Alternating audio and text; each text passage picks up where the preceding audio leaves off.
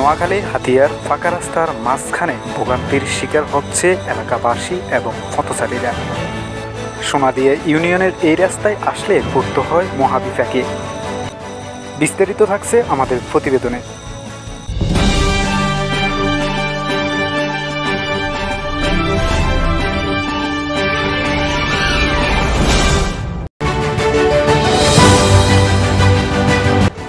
দেখেন, আমি এই রোডটা ঢুকছি, কি পরিমাণে একটা সুন্দর রোড।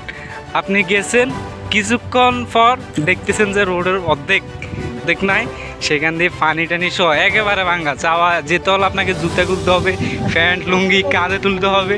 তমরদ্দি ইউনিয়ন পার হয়ে আমরা সোনাদিয়া ইউনিয়ন ঢুকলাম। হাতিয়া দ্বীপের তমরদ্দি ইউনিয়নের তালতলা বাজারের দক্ষিণ দিকে বধুহাজি জামে মসজিদ সংলগ্ন এই রোডটি চরসেঙ্গা বাজারে পৌঁছেছে। রোডটি সোনাদিয়া ইউনিয়নের 1 নং ও 2 নং ওয়ার্ডের মাঝামাঝি অবস্থিত।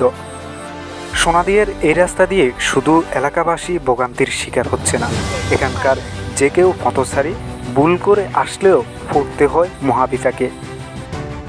এখানকার বিভিন্ন বাজারে ঘাটে স্কুল কলেজের ছাত্রছাত্রীরা যেতে হলে পায়ের জুতা মাথায় করে তুলতে হয়, আর যানবাহন তো পারাপার করা একেবারেই অসম্ভব। মানুষজন তাদের সাইকেল 1 হাঁটু ফানের মধ্য দিয়ে পারাপার করতে খুবই অসুবিধার ভোগান্তির শিকার হচ্ছে। দীর্ঘদিন ধরে এই রাস্তা মেরামত করা হচ্ছে না।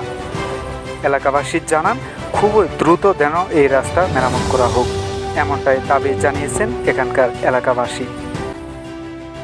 আসলে স্থানীয় মানুষজন থেকে আমরা জানলাম যে এখানে এটা 2-3 বছর ধরে এটা মেরামত করা হচ্ছে না, কিন্তু রোডটা কিন্তু মেইন, পাশে আবার কিন্তু বিদ্যুতের হচ্ছে।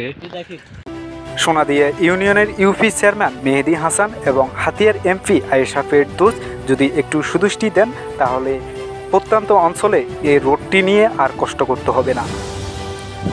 সোনাদিয়া ইউনিয়ন থেকে জাকের শাহী।